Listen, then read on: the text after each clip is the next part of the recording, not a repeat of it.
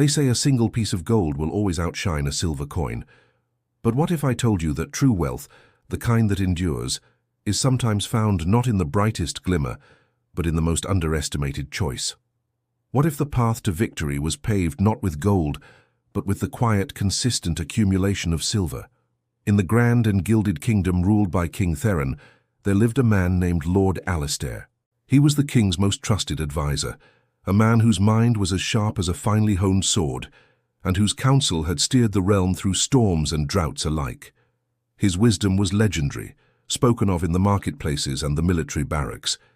Yet, this great man carried a secret daily shame, a weight that settled upon his shoulders every morning in the throne room. This shame had a name: Elias, his only son. It was not that Elias was unkind or cruel.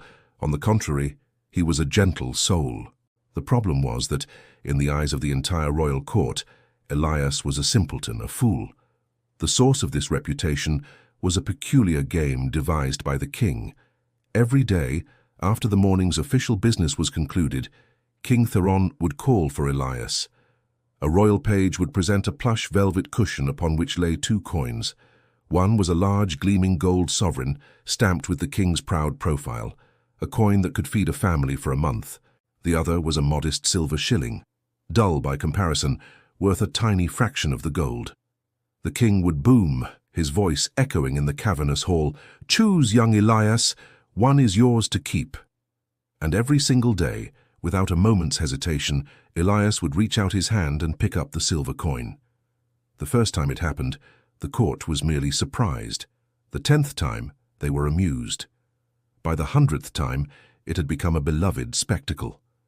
The king would roar with laughter, the courtiers would titter and whisper behind their hands, and Lord Alistair would feel his face burn with a humiliation so profound it soured his stomach. His son, the heir to his legacy of wisdom, was the court's favourite fool. Lord Alistair tried to reason with his son in the privacy of their stately home. He begged, he cajoled, he demanded an explanation.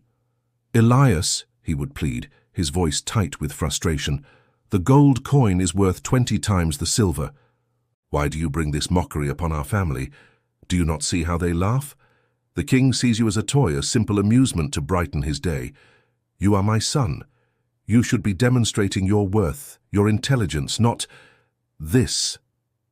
Elias would simply listen, his expression calm and unreadable, and reply with a quiet, "It is the choice I wish to make, father."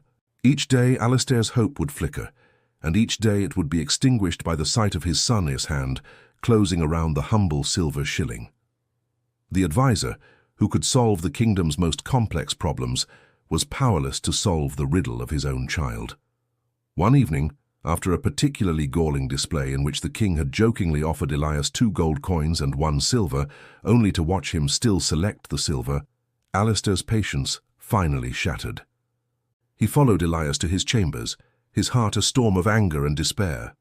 He found his son not idling or playing, but sitting at a large wooden desk, carefully arranging his day's earnings with hundreds of others. Alistair's voice was a low growl. "I can bear it no longer. Tomorrow you will take the gold. This foolishness ends now. I command it." Elias did not look up immediately. He carefully placed the last silver coin into a neat stack, his movements deliberate and calm.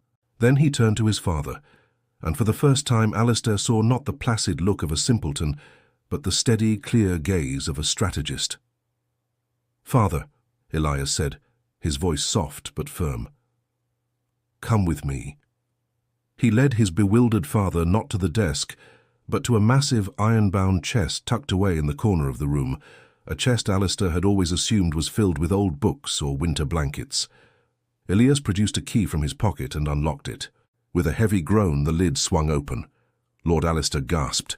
The chest was filled to the brim with silver shillings, thousands upon thousands of them, a glittering sea of patient accumulation. They shimmered in the candlelight, a testament to years of daily ridicule. "What is this?" Alistair whispered, stunned. "This, father," Elias said, gesturing to the treasure, "is wisdom. You see the king, the court, and you see them laughing at a fool. I see a man, the king, whose pride is his greatest weakness. He loves to feel clever, to feel generous, to feel superior. This little game we play feeds his ego.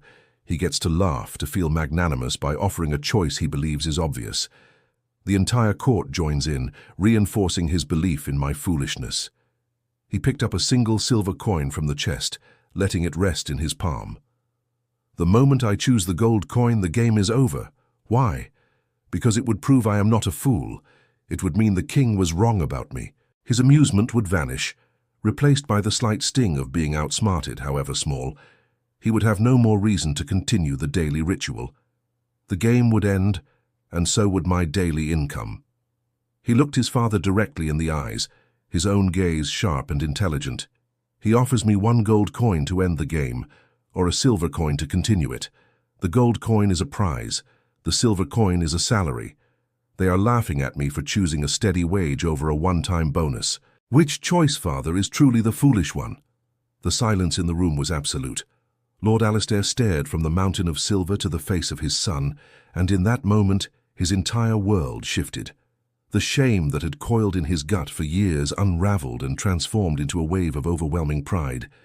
He had been so blinded by the opinions of others, by the conventional definition of value, that he had failed to see the brilliant, unconventional mind operating right before his eyes.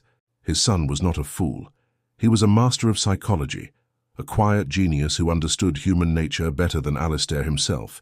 He had played the long game, sacrificing short-term pride for long-term prosperity, weathering the storm of mockery with a patience that was nothing short of profound. The next day in the throne room, as the king called for Elias, Lord Alistair stood tall. He watched as the velvet cushion was presented. He saw the gleaming gold and the humble silver. And when Elias reached out and calmly picked up the silver shilling, Lord Alistair did not flush with shame. As the familiar wave of laughter rippled through the court, a slow, genuine smile spread across his face. He was no longer listening to their mockery. He was listening to the sweet, silent sound of another coin being added to a treasure chest, a treasure built not just of silver, but of patient strategy, and the courage to walk a path that no one else could understand. So let this be a lesson to you. True wisdom is rarely loud or flashy. It does not always seek applause or recognition. Sometimes it is the quiet, consistent choice, the path others deem foolish, that leads to the greatest reward. If you have a strategy, a vision that others cannot see, do not be swayed by their laughter or their doubt. Stick to your path. Trust your own unconventional wisdom. For the world is full of those who chase the single fleeting gold coin, while the truly wise are patiently building a fortune, one silver piece at a time.